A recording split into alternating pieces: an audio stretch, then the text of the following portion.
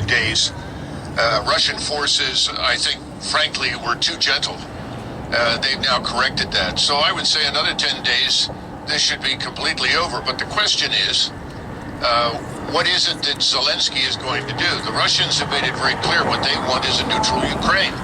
This could have ended days ago if he accepted that. And then they can adjust the borders. But the eastern part of Ukraine is firmly in Russian hands.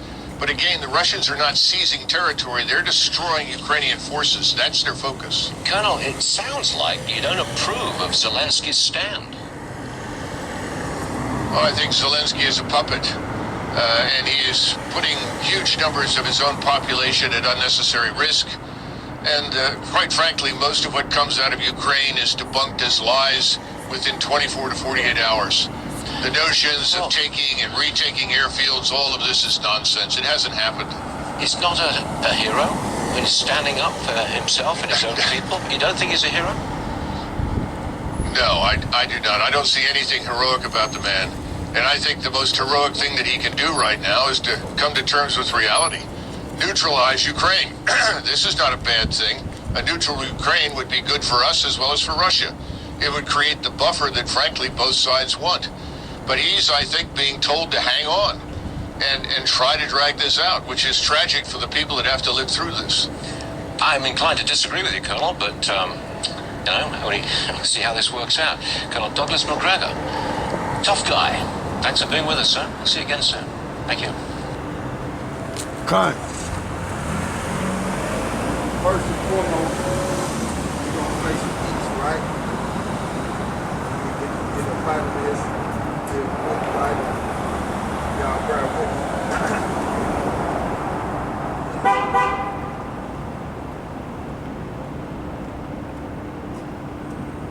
Alright. We'll face the East. Like to give all praise to YAHAWAH, YAHASHAM, YAHAWASHI, YAHASHAM, YAHAWASHI. Double honor to the elders apostle GMS who doing well. Salute you brothers that's pushing this word and truth to sincerity and strength. YAHAWASHI. And shalom to you brothers and sisters that's growing and trusting the spirit of YAHAWASHI. Shalom to you too, right? And we are here to prophesy the downfall of this wicked, destructive kingdom known as Babylon the Great, Sodom and Gomorrah, Egypt, Rome, Assyria, all those ancient empires balled up into one, controlled by Esau, Edom, the so-called white man, okay? That's his biblical nationality, Edom, okay? And we are here to gather the elect of the Negro, Latinos, and Native Americans, which are the true biblical Hebrew Israelites. Negro, Latinos, and Native Americans are the true biblical Hebrew Israelites according to the King James Bible. And we are here to gather the elect by the word of power, YAHAWASHI. Okay? Now, as you've seen the clip, a retired general was speaking on the situation with Russia. And I mean, retired, I think I said general. Did I say general or colonel? I think I said Salakia. I meant to say colonel, okay? You got the general and then you got the colonel. And that was a retired colonel, so he knows the ins and outs when it comes to military. He knows. He's a colonel. But like I said, Salakia, if I said general, that was a retired colonel, okay? And he spilled the beans concerning Russia and the news that's coming up out of Ukraine as far as the mass media. So he spilled the beans right there, okay? So what I want the brother to do is read what you got loaded.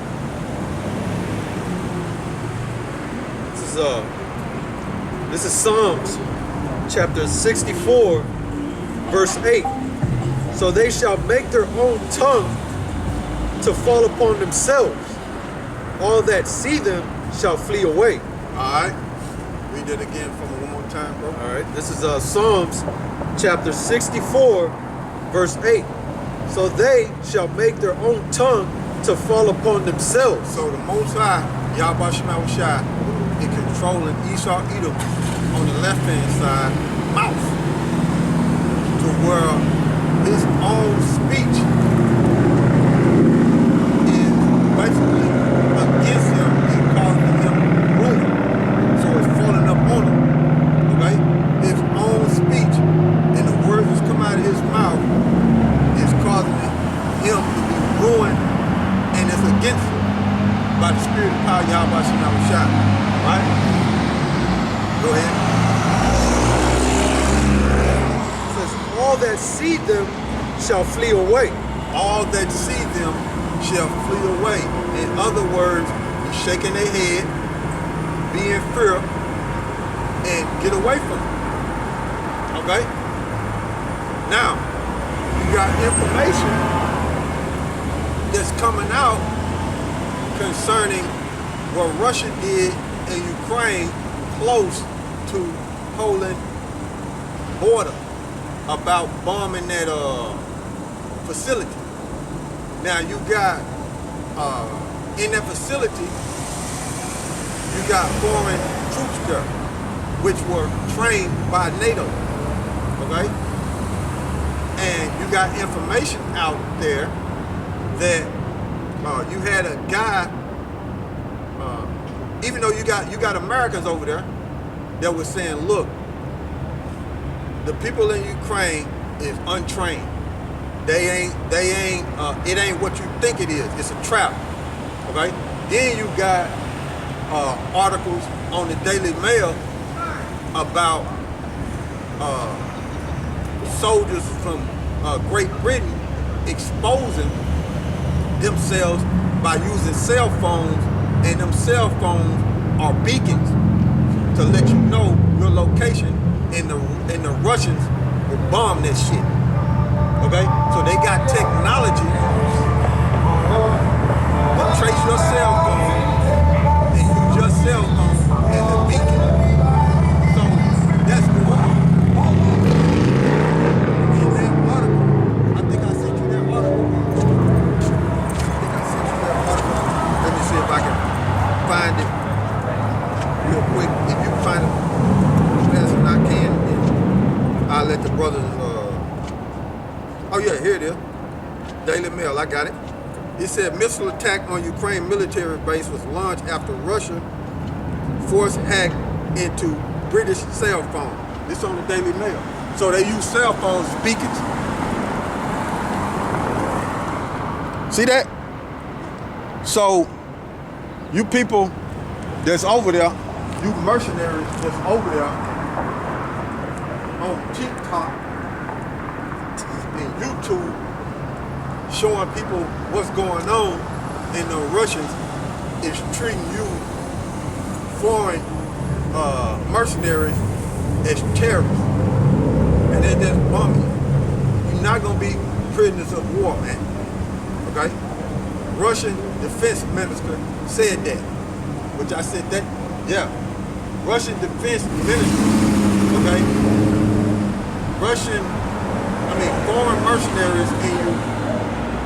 Foreign mercenaries in Ukraine will not have POW status, Russian military. I'll show them that. Okay? So when you read that article, it's showing you in that article that basically you're not gonna have no rights, and they're gonna treat you like terrorists. You mercenaries that's going over to Ukraine. Okay? See what you got? So, read Psalms again.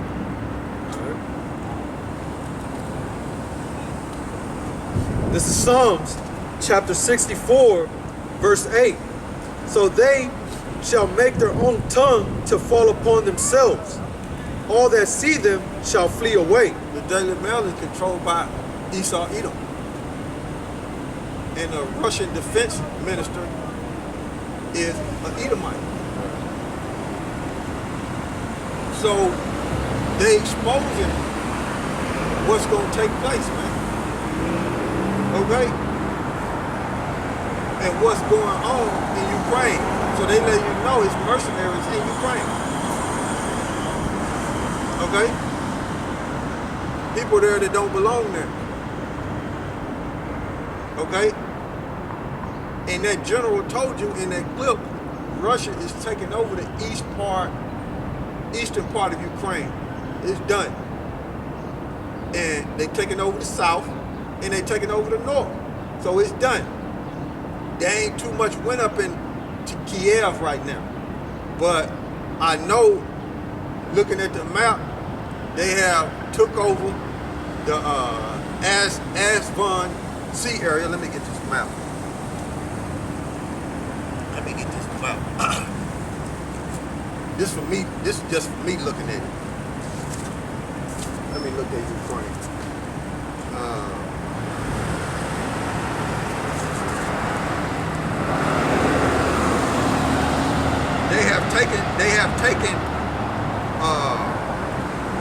They have taken over the sea of Asva. They got that area. They got Crimea, right? When you look at it, when you pull up a Ukrainian map, you look at the Sea of Asva, okay? And they was fighting the Asva battalion, which when you look in the,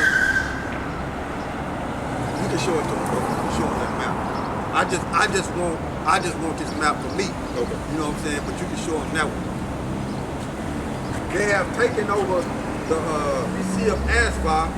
You know they got Crimea, and looking at that map and the way they going, it looks like they're going towards Odessa. So they have got all that, man. Okay? They look like they're going towards Odessa, man. So the seaports, they got that, man. And see, Lviv is way on the western part of Ukraine. Okay? Bordering up close to the border of Poland. Okay? Close to the border of Poland, Lviv. Okay? So did you show them what map did you show them, bro? This is it. See, that's the area that Russia can control. All the red that he showed y'all. And see, you got Odessa right there. It looks like that's where they going to. But they ain't went up in Kiev, which is up there, which is up further up north. They getting all that part, the eastern part. Okay? Mariupol is basically, when they mention Mariupol in the news, it's basically, you know, it was a lot of fighting in Mariupol, man. You know, and you had the Asphalt battalion using the citizens of Mariupol as human shields. Which, if you want to find that, bro, that information, we can show them that too. But no. The clip that I sent you, concerning the news coming from Caracas, Venezuela, news reporters was going into it. Right? Yeah, but I'm gonna show y'all this concerning Ukraine. What this? I'm gonna show you this. This colonel speaking on far as the American citizens. Let's talk about what is professional today. Far as the military. That's what I'm finna show y'all. Let me see. Been a janitor. This is a commercial. Been an executive. Creating I gotta my get own past seat this. at the table was doing things different. There's work, and there's what works for you. Professional is you. Professional is us. It's ours to define. Doug McGregor is retired. Alright, now he finna speak about the American military is in trouble. This is what the colonel finna speak about, that colonel that I showed you in the beginning. This is another clip to where he finna spill the beans on the American military, okay?